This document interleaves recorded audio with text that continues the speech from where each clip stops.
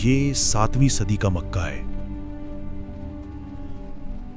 मोहम्मद दर के मानने वालों, अपने नबी से कह दो कि यहाँ नमाज पढ़ना बंद करें। रसूलुल्लाह तगार ने हमें सब्र का हुक्म ना दिया होता तो आज इसी वक्त अबू जहल को जवाब दे देता। सब्र करो मेरे बेटे। ये वो वक्त था जब नमाज को खुलेआम चैलेंज किया जा रहा था। अगर अल्लाह को नबी चुनना ही था तो क्या उसे यही शख्स मिला था जो हमारे आबाओ अजदाद के तरीकों को ठकरा रहा है? फिर कुरान में अल्लाह सुब्हाना व तआला का जवाब आया और सूरतुल अलक नाजिल हुई।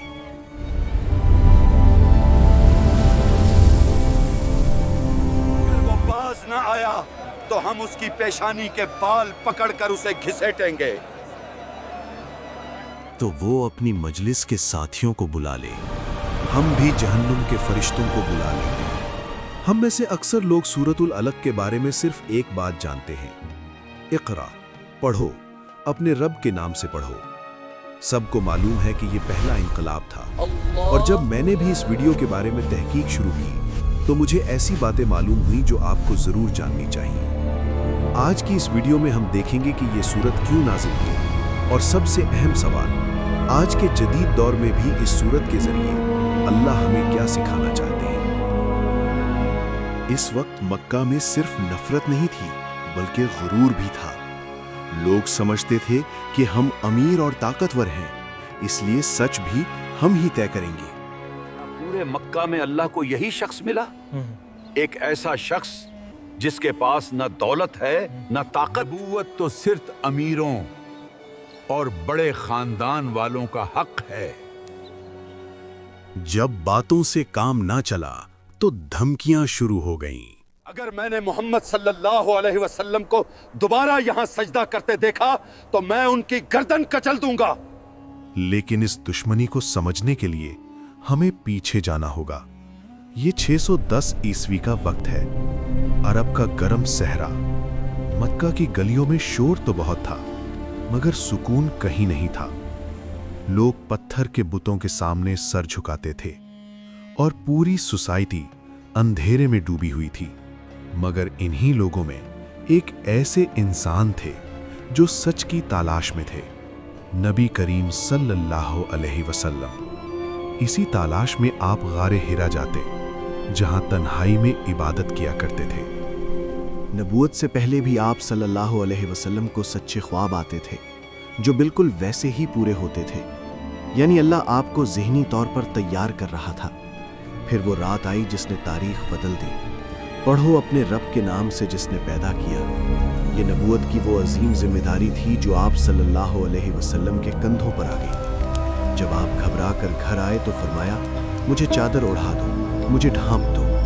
हज़रत खदीजा रज़ी अल्लाह अन्हा ने आपको तसल्ली दी, अल्लाह आपको हरगिज़ रुस्वा नहीं करेगा। आप सच बोलते हैं, गरीबों की मदद करते हैं, मेहमान नवाजी करते हैं। वही पहली ईमान लाने वाली थी। फिर हजरत खदीजा आप सल्लल्लाहु अलैहि वसल्लम को वर्का बिन नौफल के पास ले गईं, जो तौरात और इंजील के आलिम थे। उन्होंने सुनकर कहा,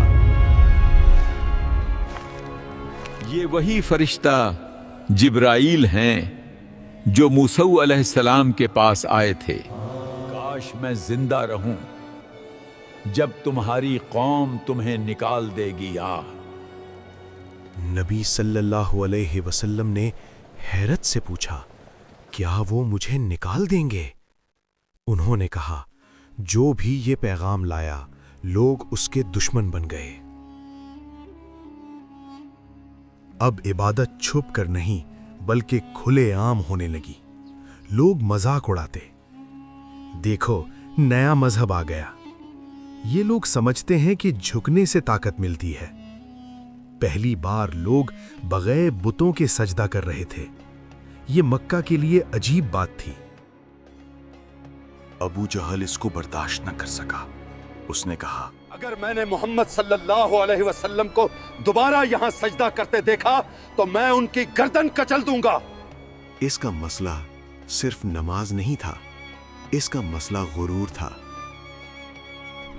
एक दिन नबी सल्लल्लाहु अलैहि वसल्लम काबा के पास सजदे में थे। अबू जहल आया ताकि अपनी धमकी पूरी करे। مگر جیسے ہی قریب پہنچا اچانک رک گیا. اس کا چہرہ بدل گیا. وہ پیچھے ہٹنے لگا. اس نے کہا میرے اور اس کے درمیان آگ کی ایک کھائی تھی اور میں نے ایسے پر دیکھے جو آسمان کو ڈھانپ رہے تھے. نبی صلی اللہ علیہ وسلم نے فرمایا اگر وہ ایک قدم اور بڑھتا تو فرشتے اسے پکڑ لیتے. آخر کار ابو جہل بدر کی جنگ میں مارا گیا. وہ شخص جو نبی صلی اللہ علیہ وسلم دوبارہ کو یہاں کچلنا سجدہ چاہتا کرتے دیکھا تھا تو خود میں ان مٹی کی میں پڑا. گردن کچل دوں گا. پڑھو اپنے رب کے نام سے، یعنی ہر علم کا مقصد اللہ کو پہچاننا ہونا چاہیے. انسان کو ایک حقیر حالت سے پیدا کیا گیا تاکہ وہ غرور نہ کرے. اللہ نے قلم کے ذریعے علم سکھایا. دوسرا حصہ غرور.